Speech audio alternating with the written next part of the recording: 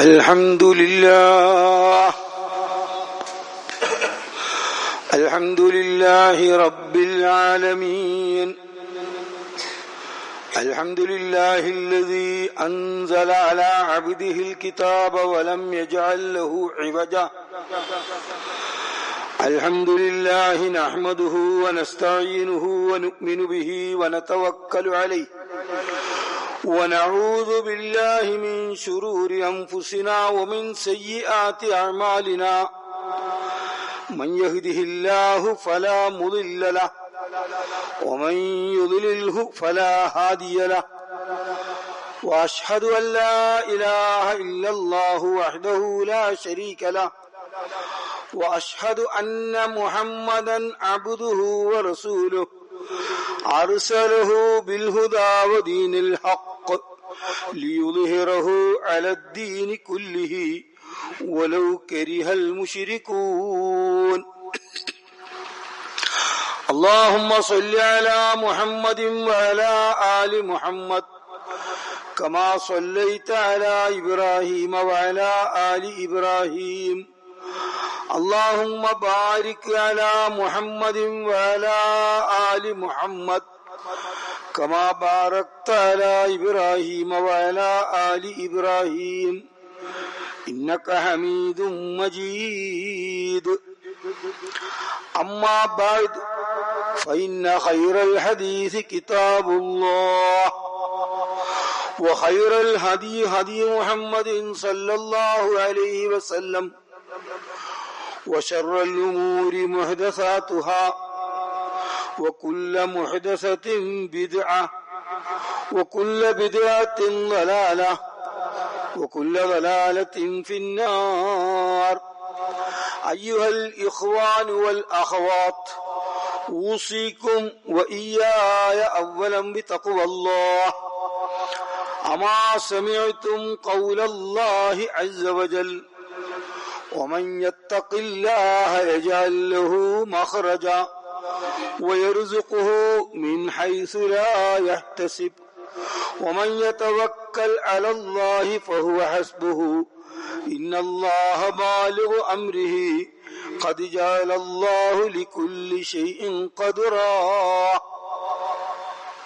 وقد قال النبي صلى الله عليه وسلم اتق الله حيثما كنت اتق الله حيثما كنت واتبع السيئة الحسنة تمحها وخالق الناس بخلق حسن أعوذ بالله من الشيطان الرجيم بسم الله الرحمن الرحيم ألهاكم التكاثر حتى زرتم المقابر كلا سوف تعلمون ثم كلا سوف تعلمون كلا لو تعلمون علم اليقين لترون الجحيم ثم لترونها عين اليقين ثم لتسألن يومئذ عن النعيم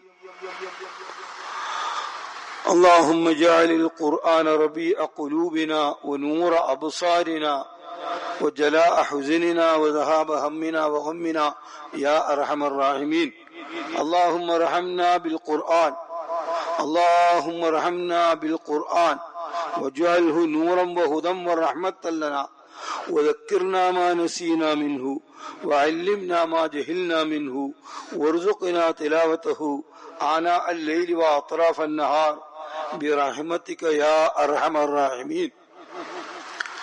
പ്രിയപ്പെട്ട സഹോദരി സഹോദരന്മാരെ, നമ്മളെല്ലാവരുടെയും നമ്മൾക്കറിയുന്നതും അറിയാത്തതുമായ അനേകം പ്രപഞ്ചങ്ങളുടെയും സർവ സംവിധാനങ്ങളുടെയും സൃഷ്ടാവും നിയന്താവും പരിപാലകനുമായ സർവോപരി അർഹമുർ റഹീമീനായ അല്ലാഹു സുബ്ഹാനഹു തആലയുടെ വിധി വിലക്കുകളെല്ലാം നമ്മുടെയൊക്കെ വ്യക്തി ജീവിതത്തിലും കുടുംബ ജീവിതത്തിലും സാമൂഹ്യ ജീവിതത്തിലും പ്രാർത്ഥനാപൂർവം നിഷ്ഠാപൂർവം പതിവായി പാലിച്ചും സൂക്ഷിച്ചും തികഞ്ഞ തഖ്വയിൽ അധിഷ്ഠിതമായ തികഞ്ഞ തഖ്വാബോധത്താൽ സദാ നിയന്ത്രിക്കപ്പെടുന്ന നല്ലൊരു ജീവിതം, അച്ചടക്കവും സൗന്ദര്യവും സന്തുലിതത്വവുമുള്ള ഒരു നല്ല ജീവിതം കൂട്ടായി കെട്ടിപ്പടുക്കാൻ, അങ്ങനെയുള്ളൊരു ജീവിതം കൂട്ടായി നയിക്കാൻ ഞാനും നിങ്ങളും നമ്മുടെയൊക്കെ കുടുംബങ്ങളും ഒത്തൊരുമിച്ച് പ്രാർത്ഥനാപൂർവം സദാ പരിശ്രമിക്കണമെന്ന് ആദ്യമായി എന്നോടെന്ന പോലെ നിങ്ങൾ ഓരോരുത്തരോടും വളരെ സ്നേഹപൂർവം വസിയത്ത് ചെയ്യുകയാണ്, ഉത്ബോധിപ്പിക്കുകയാണ്. അർഹമുർ റഹീമീനായ റബ്ബ് നമ്മളെല്ലാവരെയും, നമ്മുടെ ഇണകളെയും, നമ്മുടെ എല്ലാ മക്കളെയും, മക്കളുടെ മക്കളെയും അഥവാ പേരക്കുട്ടികളെയും, നമ്മളുടെ ഉടപ്പിറപ്പുകളായ സഹോദരി സഹോദരന്മാരെയും, നമ്മളോട് പലപ്പോഴായി ദുആ കൊണ്ട് വസിയത്ത് ചെയ്തിട്ടുള്ള ആളുകളെയും എല്ലാവരെയും റബ്ബ് സുബ്ഹാനഹു തആല അവന്റെ സാലിഹീങ്ങളിലും മുത്തഖീങ്ങളിലും ഉൾപ്പെടുത്തി നമ്മയൊക്കെ, നമ്മുടെ കുടുംബങ്ങളെ ഒക്കെ അനുഗ്രഹിക്കുമാറാകട്ടെ. നമ്മെയും നമ്മുടെ കുടുംബങ്ങളെയും നമ്മുടെ സമുദായത്തെയും നമ്മുടെ നാടിനെ പല നിലക്കും അലട്ടിക്കൊണ്ടിരിക്കുന്ന, പ്രയാസപ്പെടുത്തിക്കൊണ്ടിരിക്കുന്ന എല്ലാവിധ പ്രശ്ന സങ്കീർണതകളും അർഹമുർ റഹീമീനായ റബ്ബ് നല്ല നിലയിൽ പരിഹരിച്ച് നമുക്കും നമ്മുടെ കുടുംബത്തിനും നമ്മുടെ സമുദായത്തിനും നമ്മുടെ നാട്ടിനും സമാധാനം നൽകുമാറാകട്ടെ. പ്രിയപ്പെട്ടവരെ, നമ്മള് ജീവിത ബഹളത്തിൽ പലതും മറന്നു പോകുന്നുണ്ട്. മറവി എന്നത് മനുഷ്യ പ്രകൃതവുമാണ്. നമ്മുടെ ആദിപിതാവായ, നമ്മുടെ വല്യുപ്പയായ ആദം അലൈഹിസ്സലാമിനെ പറ്റി സൂറത്തു താഹയിൽ ഒരു വർത്തമാനമുണ്ട്. വലഖദ് അഹ്ദിനാ ഇലാ ആദമ മിൻ ഖബ്ലു ഫനസിയ വലം നജിദ് ലഹു അസ്മാ. തീർച്ചയായും നാം ആദമിനോട് കരാറുണ്ടാക്കിയിരുന്നു പണ്ട്, മിൻ ഖബ്ൽ ഫനസിയ. പക്ഷെ അദ്ദേഹം ഒരു ഘട്ടത്തിൽ മാറുന്നു. എന്നിട്ട് അല്ലാഹ് പറയാണ് വലം നജിദ് ലഹു അസ്മാ. അദ്ദേഹത്തിന് നമ്മളൊരു ഉള്ളുറപ്പ് കണ്ടില്ല, ദാർഢ്യത കണ്ടില്ല. അപ്പം അന്നു മുതലേ ഉണ്ട് അശ്രദ്ധ. പക്ഷെ അത്രയല്ല, ഇപ്പം വളരെ കൂടിയിരിക്കുന്നു. ആദം അലൈഹിസ്സലാം അള്ളാഹുവിന്റെ വഹി കിട്ടിക്കൊണ്ടിരിക്കുന്ന ആളാണ്. നമ്മളങ്ങനെയല്ലല്ലോ. അപ്പൊ നമ്മുടെ മറവി ഭീകരമാം വിധം അങ്ങനെ കൂടിക്കൂടി വരികയാണ്. ഞാൻ ഇപ്പൊ ഇവിടെ നിൽക്കുന്നത് ഈ വർഷത്തെ ഹിജറ കലണ്ടർ പ്രകാരം ഈ വർഷത്തെ അവസാനത്തെ ജുമായിലാണ്. ഹിജറ കലണ്ടർ 1447 അവസാനത്തെ ജുമായിന്ന്. ഇൻഷാ അല്ലാഹ് അടുത്ത ഖുതുബ പുതുവർഷത്തിലെ ആദ്യത്തെ ഖുതുബയായിരിക്കും. നമ്മളെ കലണ്ടർ ഇത് തന്നെ കേട്ടോ. ദുനിയാവിൽ മറ്റേതെല്ലാം പോപ്പുലർ ആയതുകൊണ്ടും ഇവിടുത്തെ വ്യവസ്ഥിതികളും മറ്റ് സംവിധാനങ്ങളൊക്കെ അതിനെ അവലംബിക്കുന്നതുകൊണ്ടും നമ്മൾ അതിനെ പരിഗണിക്കണം. പക്ഷെ നമ്മുടെ പല കാര്യങ്ങളും ഈ കലണ്ടർ പ്രകാരമാണ്. നമ്മുടെ ഹജ്ജ് ഏതെങ്കിലും ഒക്ടോബറിൽ നടത്തിയാൽ പോരാ, അത് ദുൽഹജ്ജിൽ തന്നെ നടത്തണം. നമ്മുടെ നോമ്പ് റമദാനിൽ തന്നെ നടക്കണം. നമ്മുടെ പല കാര്യങ്ങളും ഈ കലണ്ടർ പ്രകാരമാണ്. എന്നല്ല, നമ്മുടെ ചരിത്രവും ഈ കലണ്ടറിലാണ് രേഖപ്പെട്ട് കിടക്കുന്നത്. മറക്കരുത്. നമ്മൾ റസൂലുള്ളാഹി സ്വല്ലല്ലാഹു അലൈഹി വസല്ലം ജനിച്ചത് റബീഉൽ അവ്വലിലാണ്, 12-നാണ്. അതൊരു തിങ്കളാഴ്ചയാണ്. റസൂലുള്ളാഹി സ്വല്ലല്ലാഹു അലൈഹി വസല്ലം വഫാത്തായതും റബീഉൽ അവ്വലിലാണ്. ഇങ്ങനെ നമ്മുടെ ചരിത്രങ്ങൾ എമ്പാടും ഈ കലണ്ടറിലാണ്. അപ്പൊ ഈ കലണ്ടറിനെ നമ്മൾ അവഗണിക്കരുത്. അതേതോ ഒരു മാസത്തിൽ നമ്മുടെ മഹല്ല് കാളി ഉറപ്പിച്ചാൽ നമ്മൾ ഉറച്ച് എന്ന കോലത്തിൽ പോയാൽ പറ്റില്ല. നമ്മുടെ കലണ്ടർ നമ്മുടെ സംസ്കാരത്തിന്റെ ഭാഗമാണ്. നമ്മുടെ സംസ്കാരം എന്ന് പറഞ്ഞാൽ നമ്മുടെ വിശ്വാസത്തിൽ നിന്ന് ഉരുവം കൊണ്ടതാണ്. നമ്മുടെ അഖീദയിൽ നിന്ന്, നമ്മുടെ ആദർശത്തിൽ നിന്ന് രൂപം കൊള്ളുന്നതാണ് സംസ്കാരം. അതൊക്കെ പരത്തി പറയേണ്ട വിഷയമാണ്. അപ്പൊ നമുക്ക് നമ്മുടെ സംസ്കാരത്തെ കൈമോശം വരാതെ കാത്തു സൂക്ഷിക്കേണ്ടതുണ്ട്. നമ്മളൊരു പേരക്കുട്ടിയെ വിളിച്ചിട്ട് ഇപ്പോഴത്തെ ടീമിലെ ക്യാപ്റ്റന്മാരുണ്ടല്ലോ, ഇപ്പൊ എന്താ പോർച്ചുഗലിന്റെ, അർജന്റീന, അങ്ങനെ പലരും ഉണ്ടല്ലോ, വൈനീള ബോർഡുകളാണ്. അവരൊക്കെ പേര് വെച്ചാൽ മക്കൾ ശരിക്കും പറഞ്ഞുതരും. പാപ്പാക്ക് അറിയാഞ്ഞിട്ട ആരാ എന്താ ഒക്കെ പറഞ്ഞുതരും, ആവശ്യത്തിലേറെ പറഞ്ഞുതരും.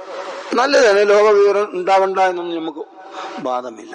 എന്നാൽ മുഹറം മുതൽ ദുൽഹജ്ജ് വരെ ഒന്ന് തെറ്റാണ്ട് പറയോ, പ്രയാസമായിരിക്കും. ഈ കലണ്ടറിൽ തന്നെ 4 മാസം യുദ്ധ നിരോധിത മാസങ്ങളാണ്. അതേതാ മോനെ അറിയോ? ഇല്ല. ഇങ്ങനെ നമ്മളറിയാതെ നമ്മുടെ മക്കളും പേരക്കുട്ടികളും നമ്മുടെ സംസ്കാരത്തിൽ നിന്ന് അകന്നു പോകുന്നുണ്ട്. തികഞ്ഞ ജാഗ്രത പുലർത്തേണ്ടതുണ്ട്. നമ്മുടെ ന്യൂ ഇയർ വരാൻ പോവാണ്. അടുത്ത വെള്ളിയാഴ്ച പുതുവർഷത്തിലെ ഖുതുബയാണ്. അനുസ്മരിക്കാൻ വേണ്ടി മാത്രം പറഞ്ഞതാണ്, ബാക്കി അത് വിഷയമല്ല. അപ്പൊ ഈ കലണ്ടർ 1447 448 ആകുമ്പോ നമ്മളെ ആയുസ് കൂടുകയാണ്. ഞാൻ എന്റെ മരണത്തിലേക്ക് അടുക്കുകയാണ്. നമ്മളെല്ലാരും ആയുസിന്റെ അവധി എപ്പോഴാണ് അള്ളാഹു അലം.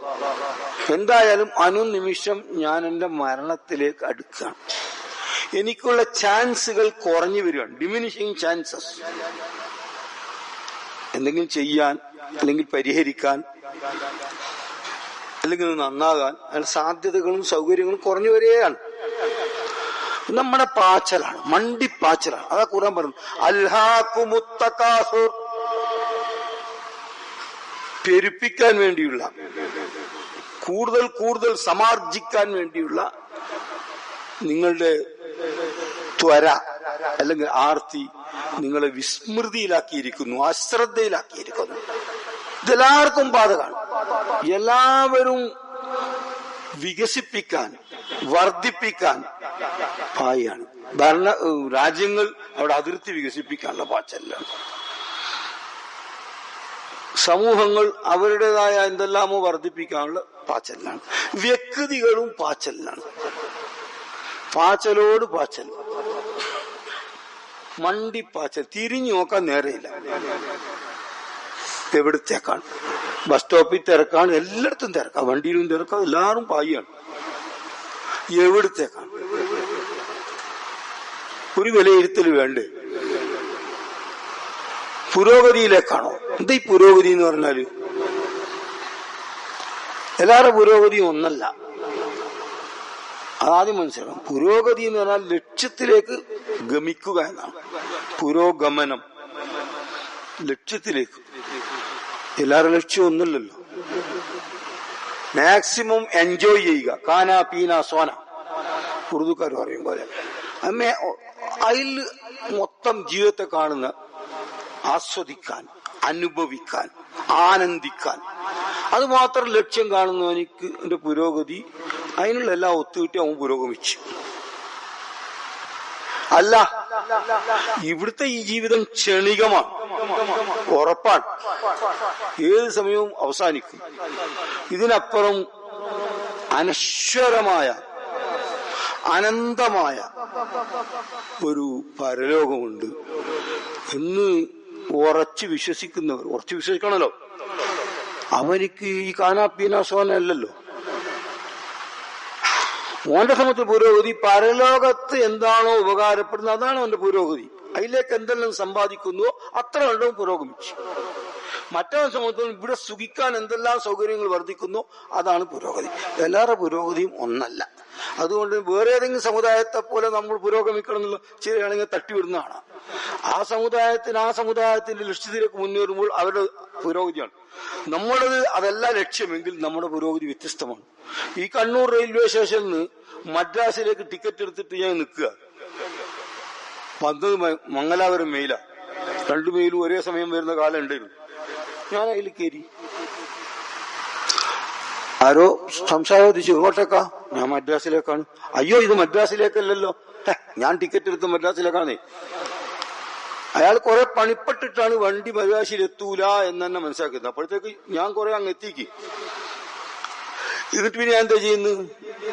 ഞാൻ ഇരുന്നത് മംഗലാപുരം ഭാഗത്തേക്ക് മുഖമിട്ടിട്ടായിരുന്നു. തൽക്കാലം മനസ്സമാധാനത്തി ആട് നണീച്ച് ഇങ്ങോട്ടേക്ക് മുഖമിട്ടിരുന്നു, മഹരാശി ഭാഗത്തേക്ക്. വല്ല കാര്യമുണ്ടോ?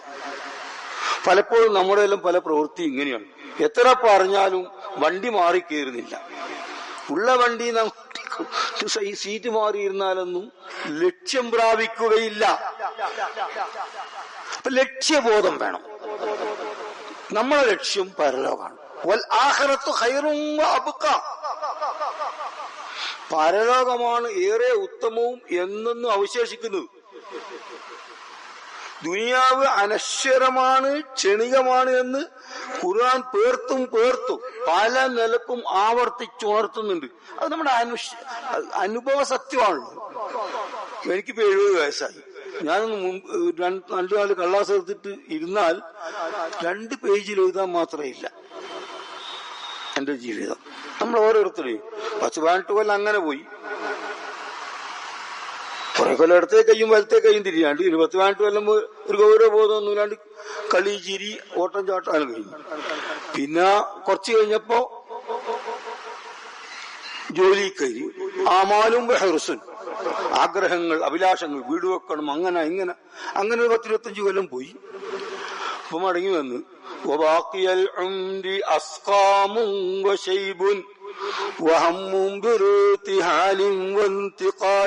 അലി ഇബ്നു അബീ ത്വാലിബ് അവതരിപ്പിച്ചാണ്. ഒരാൾ 60 കൊല്ലം ജീവിച്ചെന്നിരിക്കുക, ഏതാണ്ട് 30 കൊല്ലം രാത്രിയായിട്ട് പോകും. രാത്രി എന്തായാലും പകലടക്കുമെന്ന പണി പോലെ ഒന്നും നടക്കൂലല്ലോ. പിന്നെ കുറെ കാലം പ്രായപൂർത്തിയെത്താത്ത കാലം മറ്റുമായിട്ട് പോയി. കുറച്ചു കാലം ആഗ്രഹങ്ങളും അഭിലാഷങ്ങളുമായി പരക്കം പായാണ് ഇപ്പൊ പറഞ്ഞ പാച്ചൽ. എന്നിട്ടോ മടങ്ങി വന്ന് കലക്കുന്നു, കുരക്കുന്നുണ്ട്. തപ്പിത്തടഞ്ഞാണ് നടത്തം. ഏത് സമയം വീവും എന്ന പോലത്തെയാണ് മൂപ്പറ നടത്തം. ഒബാക്കിയൽ ഉംരി, ഇനി അവശേഷിക്കുന്ന ആയുസ് അസ്കാമും വശൈബുൻ, രോഗങ്ങളും നെരയും. രോഗം എന്നല്ല, രോഗങ്ങൾ. ഒരാൾക്ക് ഒന്നിലധികം രോഗം ഉണ്ടാകും, ഏക്കറ് ശരി തന്നെ. പിന്നെ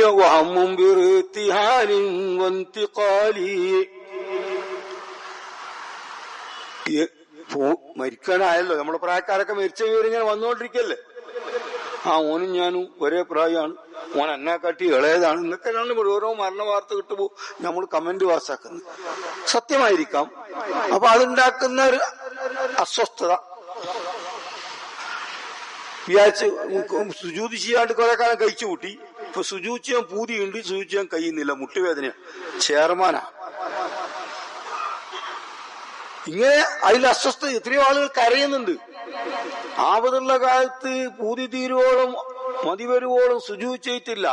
ഇപ്പോൾ സുജൂദ് ചെയ്യാൻ മോഹമുണ്ട്, ആഗ്രഹമുണ്ട്, സാധിക്കുന്നില്ല. അള്ളാന്റെ മുമ്പിൽ വിനയം രേഖപ്പെടുത്തിക്കൊണ്ട് അള്ളാഹു സുബ്ഹാനഹു വ തആലയെ തസ്ബീഹ് ചെയ്തുകൊണ്ട് സുജൂദ് ചെയ്യാൻ കഴിയുന്നില്ല. ഇതാണ് ഒറ്റ ഒടുവിൽ. അപ്പൊ അതുകൊണ്ട് അലി ഇബ്നു അബീ ത്വാലിബ് പറയുന്നു, അമലുൽ മർഇ ലിതൂലിൽ ഉംരി ജഹ്ലുൻ, ദീർഘായുസത്തിന് വേണ്ടിയുള്ള മനുഷ്യന്റെ മോഹം ഉണ്ടല്ലോ, ഒരർത്ഥത്തിൽ വിഡ്ഢിത്താണ്.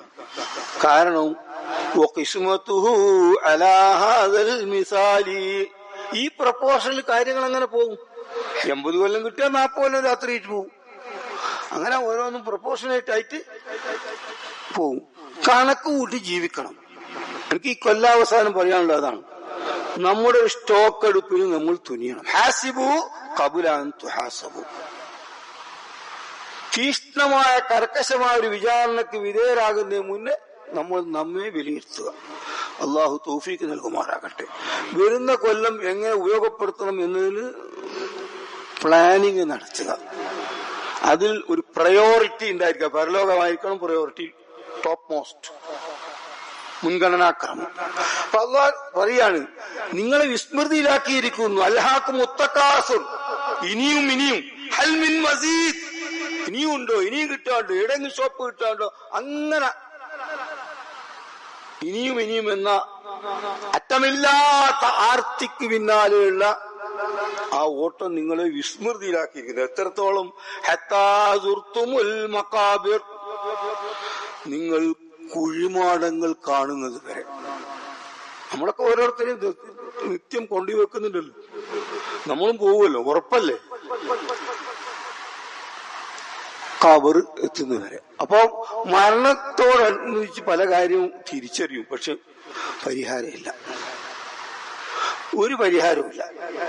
അതാണ് അന്ന് പറയുന്നത് കല്ലാ സൗഫ തഅലമൂൻ. വേണ്ട വേണ്ട, ഈ പാച്ചൽ അധികം വേണ്ട, അധികം താമസിയാതെ നിങ്ങൾ അറിയും, പല നിലക്കറിയും, ഓരോ അറിവും വിശകലനം ചെയ്യേണ്ടതാണ്. സുമ്മ കല്ലാ സൗഫ തഅലമൂൻ, പിന്നെയും നിങ്ങൾ അറിയും. അല്ലാഹു ആവർത്തിച്ച് പറയാം, കല്ലാ ലൗ തഅലമൂന ഇൽമൽ യഖീൻ, യഖീനായ വിവരം അവർക്ക് ഉണ്ടായിരുന്നെങ്കിൽ, ഒരു സംശയമില്ലാത്ത, അത് മരണവും മരണാനന്തരവുമാണ്, അത് സംബന്ധമായി വിവരം ഉണ്ടായിരുന്നെങ്കിൽ ലതറവുന്നൽ ജഹീം, നിങ്ങൾ കാണുക തന്നെ ചെയ്യും കത്തിക്കാളുന്ന കഠിന കഠോരമായ നരകം. നരകം എന്നൊക്കെ ഒരു വാക്കിൽ 3 അക്ഷരത്തിൽ പറഞ്ഞാൽ ഏടെ എത്തൂലട്ടോ.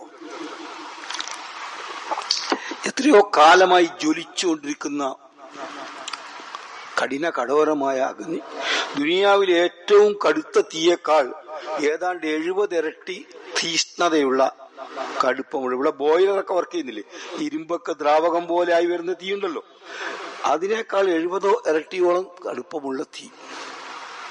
അത് കാണും, കാണൽ എന്തായാലും ഉണ്ടാവും. സുമ്മലത്ര ഉന്നഹ ഐനൽ യഖീൻ. മനുഷ്യനിക്ക് ചിലത് ബുദ്ധിപരമായി തന്നെ വിശകലനം ചെയ്താൽ തിരിയും, ചിലത് കുറച്ചും കൂടി കഴിഞ്ഞാൽ തിരിയും അവസാന വേളയിൽ. പിന്നെ അവസാനം പരലോകത്തെത്തിയിട്ട് നരകം കാണുമ്പോൾ തേച്ചു. അതാണ് ഐനൽ യഖീൻ. അന്ന് സുമ്മ ലതുസ്അലുന്ന യൗമഇദിൻ അനിൻ നഈം.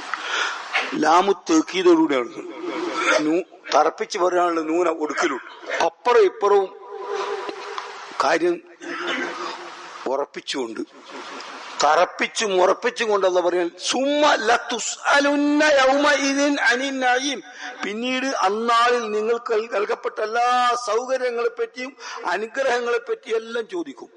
ആയുസിന്റെ കണക്കെടുക്കും, ആയുസ് വേളയിൽ ചെയ്ത പ്രവർത്തനങ്ങളുടെ കണക്കെടുക്കും. സമ്പത്തിന്റെ വിഷയത്തിൽ 2 കണക്കുണ്ടാവും. മിൻ ഐനക്കത്ത സബ ഉപയുമ അംഫക, ആയുസിന് എങ്ങനെ ചെലവഴിച്ചു, വിജ്ഞാനത്തിന്റെ പേരിൽ ചോദ്യം ഉണ്ടാവും. അപ്പൊ ഇതില് മറുപടി പറയേണ്ടി വരും. ഈ അധ്യായം ചിന്താപൂർവം, ഗൗരവപൂർവം, ഹൃദയപൂർവം ഓദിച്ച് ചിന്തിച്ചാൽ, ഒരു പ്രാവശ്യം അങ്ങനെ ഓതിയാൽ 1000 ആയത്തുകൾ ഓതിയ പുണ്യമുണ്ടെന്ന്. കാരണം അത്രമാത്രം ഉൾക്കനം ഇതിലുണ്ട്. 1000 ആയത്ത് ഓതിയ കൂലിയ. പക്ഷെ വെറുതെ ഹൈസ്പീഡിൽ ഓതി തീർത്തിട്ട് കൂലിയും കൂടി എന്ന് പറഞ്ഞാൽ ഇവിടെ തൊഴിലാളികൾ പറയുമ്പോൾ അങ്ങനെ നടക്കൂല. ഹൃദയപൂർവം. പ്രിയപ്പെട്ടവരെ, ഈ വർഷാന്ത്യത്തിൽ നാം നമ്മെ വിശകലനം ചെയ്യുക. ആരും അന്യരെ പരിശോധിക്കാൻ ഗുണകാംക്ഷയോടുകൂടി, അല്ലാതെ ആരും ആരുമായിട്ടെങ്കിലും താരതമ്യപ്പെടുത്തി സമാധാനം കൊള്ളുകയും വേണ്ട. ഓൻ സ്വഭയ്ക്ക് എത്തില്ല, ഞാൻ വരുത്തുണ്ടല്ലോ, ഞാൻ തന്നെയാ സൂപ്പർ, ഇങ്ങനെയൊക്കെ നമ്മൾ ചിന്തിക്കുക. മറ്റേ കേസിന് അയാൾ എത്രയല്ലേ കൊടുത്തുകൊള്ളൂ, എൻ്റെ അത്രയൊന്നും പൈസയിലായിട്ട് ഞാൻ കൂടുതൽ കൊടുത്തിട്ടുണ്ട്. ഇങ്ങനെ താരതമ്യത്തിൽ നമ്മൾ അഭിരമിക്കുകയാണ്. നമ്മുടെ സാധ്യതകൾക്കനുസരിച്ച് നമുക്ക് ബാധ്യതയുണ്ട്. അല്ലാണ്ട് പരിശോധന അങ്ങനെയാ, വെറും ക്വാണ്ടിറ്റി അല്ല ക്വാളിറ്റിയും നോക്കും. അല്ല, ക്വാളിറ്റിയാണ് ആദ്യം നോക്കുക, ക്വാണ്ടിറ്റി പിന്നെ നോക്കും.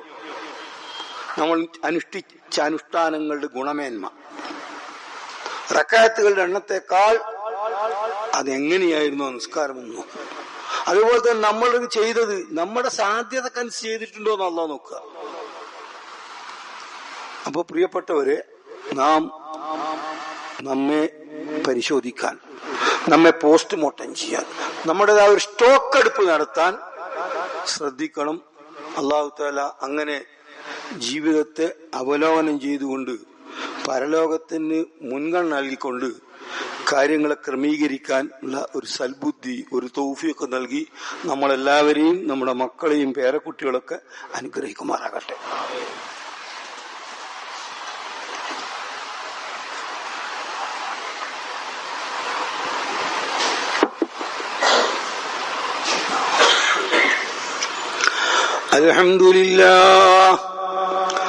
അൽഹംദുലില്ലാഹി റബ്ബിൽ ആലമീൻ വൽ ആഖിബത്തു ലിൽ മുത്തഖീൻ വലാ ഉദ്വാന ഇല്ലാ അലൽ ളാലിമീൻ അസ്സലാത്തു വസ്സലാമു അലാ റസൂലിഹിൽ അമീൻ വഅലാ ആലിഹി വസഹ്ബിഹി അജ്മഈൻ തഖുല്ലാഹൽ അലീം. പ്രിയപ്പെട്ടവരെ, നമ്മുടെ വ്യക്തി ജീവിതവും കുടുംബജീവിതവും സാമൂഹ്യ ജീവിതവും പരമാവധി ഇസ്ലാമീകരിച്ചുകൊണ്ട്, ഇസ്ലാമൈസ് ചെയ്തുകൊണ്ട് തഖ്വയിൽ അധിഷ്ഠിതമായ ഒരു നല്ല ജീവിതം കൂടുതൽ കൂടുതൽ ശ്രദ്ധാപൂർവം നയിക്കാൻ പ്രത്യേകം കൂടുതൽ ശ്രദ്ധിക്കണമെന്ന് ഒരിക്കൽ കൂടി വളരെ വിനയപൂർവ്വം ഓർമ്മപ്പെടുത്തുകയാണ്. അല്ലാഹു തആല നമ്മളെല്ലാവരെയും, നമ്മുടെ മക്കളെയും പേരക്കുട്ടികളെയും ഒക്കെ സാലിഹീങ്ങളിലും മുത്തഖീങ്ങളിലും ഉൾപ്പെടുത്തി അനുഗ്രഹിക്കുമാറാകട്ടെ. കാലബോധമില്ലാതെ വർത്താനം പറയുന്നതാണല്ലോ. എന്തായാലും ലോക ഫുട്ബോളോ എന്തോന്നുണ്ടല്ലോ, ദുനിയാവ് നിറച്ചും പോസ്റ്റ് ഉണ്ടല്ലോ, അതിലും നമുക്കൊരു കാഴ്ചപ്പാട് വേണം. ചുയിങ്ങൻ ചമക്കും പോലെ ആയി പുറത്ത് ചവക്കാൻ വേണ്ടി ഇങ്ങനെ ചവക്കുന്നു. സ്പോർട്സ് ഫുട്ബോൾ നമുക്ക് നൽകുന്ന സന്ദേശം എന്താ? നമ്മൾ നമ്മളോട് ചോദിക്കണം. അതിന് ടൈം ലിമിറ്റ് ഉണ്ടല്ലോ, അല്ലേ? നമ്മുടെ ജീവിതത്തിനും ടൈം ലിമിറ്റ് ഉണ്ട്. ആ ടൈമിൽ തന്നെ ചെയ്തെങ്കിലല്ലേ അതിൽ സ്കോർ കിട്ടുള്ളൂ. അതില് ചിട്ടകളുണ്ടല്ലോ, ഫൗളുണ്ട്, പെനാൽറ്റി ഉണ്ട്, ഓഫ് സൈഡ് ഉണ്ട്, ഇങ്ങനെ പലതും ഇല്ലേ? ഇതൊക്കെ ജീവിതത്തിനുണ്ട്. കളിയിൽ ഫൗള് വന്നാൽ, ഓഫ് സൈഡ് വന്നാൽ, അങ്ങനെ എന്ത് വന്നാലും പെനാൽറ്റി ഉണ്ട്. അത് തന്നെയാ മോനെ ജീവിതത്തിലും. കളി നമ്മളിൽ കുറെ സൂക്ഷ്മതയുടെ ബുദ്ധിയാണ് വളർത്തേണ്ടത്. ഫൗള് വരാതെ കളിക്കണം. ഫൗള് വന്നാൽ അത്രയും സമയം നമുക്ക് നഷ്ടപ്പെടും. മറുകക്ഷി പരിഹാരം ചെയ്യാൻ വേണ്ടി സമയമെടുക്കുമ്പോൾ നമുക്ക് സമയം നഷ്ടപ്പെടുകയാണ്. കളിയിൽ പോയാലേ അറിയുള്ളൂ. കളി നമ്മളെ പഠിപ്പിക്കേണ്ട വേറെ ഒന്നുണ്ട്, ടീം സ്പിരിറ്റ്, ഒരുമ. കളി നമ്മെ പഠിപ്പിക്കേണ്ട മറ്റൊന്നുണ്ട്, സ്പോർട്സ്മാൻ സ്പിരിറ്റ്. പരാജയത്തെയും തന്റെ ഇടത്തോടുകൂടി അഭിമുഖീകരിക്കാൻ, കളിക്കളം വിടുമ്പോൾ എതിർ ഗ്രൂപ്പിന് ഹസ്തദാനം ചെയ്ത് വിഷ് ചെയ്ത് പോകാനുള്ള ഒരു തന്റെ ഇടം അത് വളരണം. ലക്ഷ്യബോധം വേണം. ഗോൾ എന്ന വാക്കിന്റെ അർത്ഥം തന്നെ ലക്ഷ്യം എന്നാ. ഗോൾ, ആ ലക്ഷ്യം നേടാൻ എന്തെല്ലാം വേണോ ചെയ്യണം. ഒരുപക്ഷെ പന്ത് എനിക്ക് വഴിപ്പെട്ട് എന്റെ ഭാഗത്ത് കിട്ടിയിരിക്കാണ്, പക്ഷെ ഞാൻ അവിടെ എത്തൂല്ലെങ്കിൽ മറ്റൊരാൾക്ക് അത് പാസ് ചെയ്യുന്നു. എന്താ കാര്യം? ലക്ഷ്യബോധം. ഞാനായാലും മോനായാലും നമ്മൾ ടീം ഗോളടിക്കണം. ഇങ്ങനെ കളിയിലൂടെ പഠിക്കേണ്ട കാര്യങ്ങൾ നമ്മളെ മക്കൾ പഠിക്കുന്നുണ്ടോ? അല്ല, കളിച്ചാൽ കിട്ടുന്ന പ്രയോജനം കളി കണ്ടാ കിട്ടുമോ? അതും പഠിക്കേണ്ടതാണ്. ഭക്ഷണം കഴിക്കുമ്പോൾ എൻജോയ്മെന്റ്, വേറൊരുത്തൻ ഭക്ഷണം കഴിക്കുന്ന നോക്കിയിരുന്ന പോലെ എൻജോയ്മെന്റ് ഉണ്ടാവും? ഒന്നും ഉണ്ടാവില്ല. കവിഞ്ഞാൽ തിരക്കേടില്ലാത്ത ഡിഷാണെന്നൊക്കെ പറയായിരിക്കും, അതിലപ്പുറം പറ്റൂലല്ലോ. അപ്പൊ കളി കാണണ്ട എന്ന് ഞാൻ പറയുന്നില്ല. ഇപ്പോ ദൃശ്യമാധ്യമങ്ങൾ വ്യാപകമായതിനാൽ കളി കാണും, പക്ഷെ കളിയിലെ കാര്യങ്ങൾ പഠിക്കണം. കളി വഴി നമ്മളിൽ അച്ചടക്കം വരണം, ഫൗള് വരാതിരിക്കാനുള്ള ജാഗ്രത ഉണ്ടാവണം, ടീം സ്പിരിറ്റ് ഉണ്ടാവണം, സ്പോർട്സ്മാൻ സ്പിരിറ്റ് ഉണ്ടാവണം. ഞാൻ തന്നെ ചെയ്യണം എല്ലാം എന്ന ഒരു ഷാഡ്യം ഉണ്ടാവില്ല. ഞാൻ ഇല്ലെങ്കിൽ ഓനടിക്കട്ടെ, ഗോൾ പാസ് ചെയ്തു, ഗോൾ അങ്ങോട്ടേക്ക്. അപ്പൊ പ്രിയപ്പെട്ടവരെ, ഏത് കളിയും, പക്ഷെ നമ്മൾ കളിയിലെ കാര്യങ്ങൾ ഗ്രഹിക്കുന്നില്ല. കളിയെ മൊത്തം കളിയാക്കിയിരിക്കുകയാണ്. എന്നല്ല, കളിക്കൽ പകരം കളി കാണലായി ചുരുങ്ങുകയാണ്. എന്നാലും രക്ഷിതാക്കളോട് ഞാൻ പറയുന്നു, മക്കളുടെ ഈ വാസനയെ നിങ്ങൾ തല്ലിക്കെടുത്തരുത്. കുട്ടികൾ ജീവിക്കുന്ന കാലഘട്ടം, കുട്ടികൾ ജീവിക്കുന്ന അന്തരീക്ഷം, അതിനെ പരിഗണിച്ചുകൊണ്ട് വളരെ മിതമായി എന്നാൽ നയപൂർവമാണ് നമ്മൾ നിയന്ത്രണങ്ങൾ ഏർപ്പെടുത്തുന്നുണ്ട്.